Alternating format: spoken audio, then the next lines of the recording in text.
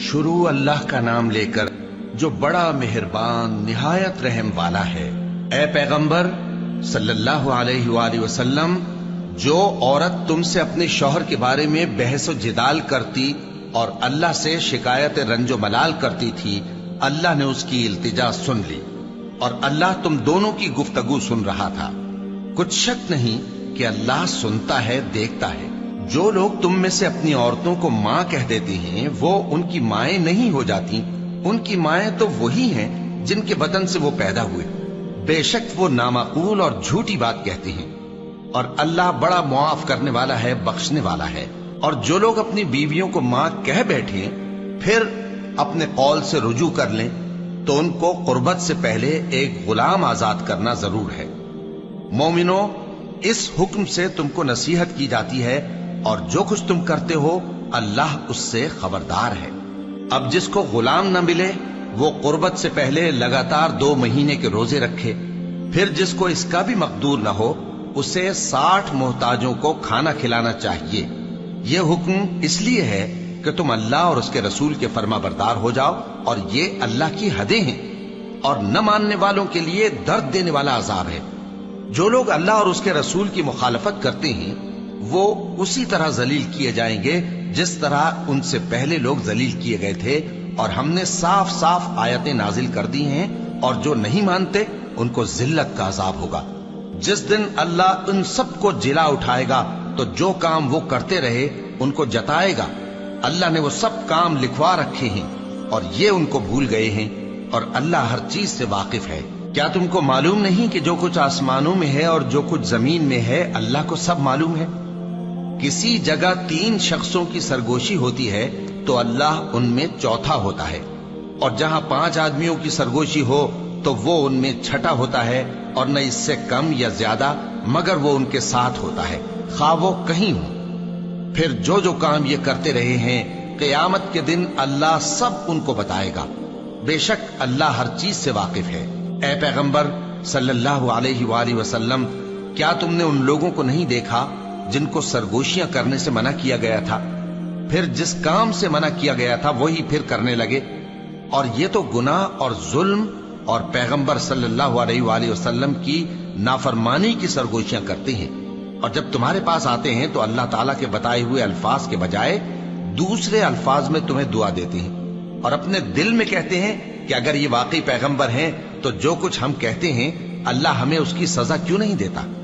اے پیغمبر صلی اللہ علیہ وآلہ وسلم، ان کو دوزخ ہی کی سزا کافی ہے، یہ اسی میں داخل ہوں گے اور وہ بری جگہ ہے۔ مومنو، جب تم آپس میں سرگوشیاں کرنے لگو تو گناہ اور زیادتی اور پیغمبر کی نافرمانی کی باتیں نہ کرنا، بلکہ نیکوکاری اور پرہیزگاری کی باتیں کرنا، اور اللہ سے جس کے سامنے جمع کیے جاؤ گے ڈرتے رہنا۔ منافقوں کی سرگوشیاں تو شیطان کے اکسانے سے ہیں، جو اس لیے کی جاتی ہیں کہ مومن ان سے رنجیدہ ہوں، مگر اللہ کے حکم کے سوا ان سے انہیں کچھ نقصان نہیں پہنچ سکتا۔ تو مومنوں کو چاہیے کہ اللہ ہی پر بھروسہ رکھیں۔ مومنوں، جب تم سے کہا جائے کہ مجلس میں کھل کر بیٹھو تو کھل کر بیٹھا کرو، اللہ تم کو کشادگی بخشے گا، اور جب کہا جائے کہ اٹھ کھڑے ہو تو اٹھ کھڑے ہوا کرو۔ جو لوگ تم میں سے ایمان لائے ہیں اور جن کو علم عطا کیا گیا ہے اللہ ان کے درجے بلند کرے گا، اور اللہ تمہارے سب کاموں سے واقف ہے۔ مومنو، جب تم پیغمبر کے کان میں کوئی بات کہو تو بات کہنے سے پہلے مساکین کو کچھ خیرات کر دیا کرو، یہ تمہارے لیے بہت بہتر اور پاکیزگی کی بات ہے، اور اگر خیرات تم کو میسر نہ آئے تو اللہ بخشنے والا مہربان ہے۔ کیا تم اس سے کہ پیغمبر کے کان میں کوئی بات کہنے سے پہلے خیرات کرو ڈر گئے؟ پھر جب تم نے ایسا نہ کیا اور اللہ نے تمہیں معاف کر دیا تو نماز قائم کرتے رہو اور زکوٰۃ دیتے رہو، اور اللہ اور اس کے رسول صلی اللہ علیہ وآلہ وسلم کی فرما برداری کرتے رہو، اور جو کچھ تم کرتے ہو اللہ اس سے خبردار ہے۔ بھلا تم نے ان لوگوں کو نہیں دیکھا جو ایسے لوگوں سے دوستی کرتے ہیں جن پر اللہ کا غضب ہوا؟ وہ نہ تم میں ہے نہ ان میں، اور جان بوجھ کر جھوٹی باتوں پر قسمیں کھاتے ہیں۔ اللہ نے ان کے لیے سخت عذاب تیار کر رکھا ہے۔ یہ جو کچھ کرتے ہیں یقیناً برا ہے۔ انہوں نے اپنی قسموں کو ڈھال بنا لیا ہے اور لوگوں کو اللہ کے رستے سے روک دیا ہے، سو ان کے لیے ذلت کا عذاب ہے۔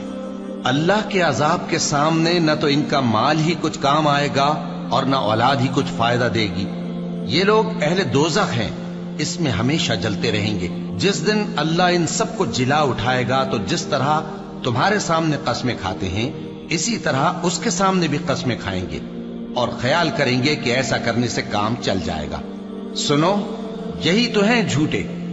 شیطان نے ان کو قابو میں کر لیا ہے اور اللہ کی یاد ان کو بھلا دی ہے۔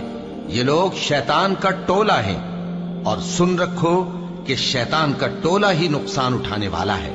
جو لوگ اللہ اور اس کے رسول صلی اللہ علیہ وآلہ وسلم کی مخالفت کرتے ہیں وہ نہایت ذلیل ہوں گے۔ اللہ نے یہ بات لکھ دی ہے کہ میں اور میرے پیغمبر ضرور غالب رہیں گے۔ بے شک اللہ زور آور ہے، صاحب اقتدار ہے۔ جو لوگ اللہ پر اور روز قیامت پر ایمان رکھتے ہیں تم ان کو اللہ اور اس کے رسول صلی اللہ علیہ وآلہ وسلم کے دشمنوں سے دوستی کرتے ہوئے نہ دیکھو گے، خواہ وہ ان کے باپ یا بیٹے یا بھائی یا خاندان ہی کے لوگ ہوں۔ یہ وہ لوگ ہیں جن کے دلوں میں اللہ نے ایمان کو نقش کر دیا ہے اور اپنے فیض سے ان کی مدد کی ہے، اور وہ ان کو بہشتوں میں جن کے نیچے نہریں بہ رہی ہیں داخل کرے گا، جن میں وہ ہمیشہ رہیں گے۔ اللہ ان سے خوش اور وہ اللہ سے خوش۔ یہی لوگ اللہ کی جماعت والے ہیں۔ سن رکھو کہ اللہ کی جماعت والے ہی کامیاب ہوں گے۔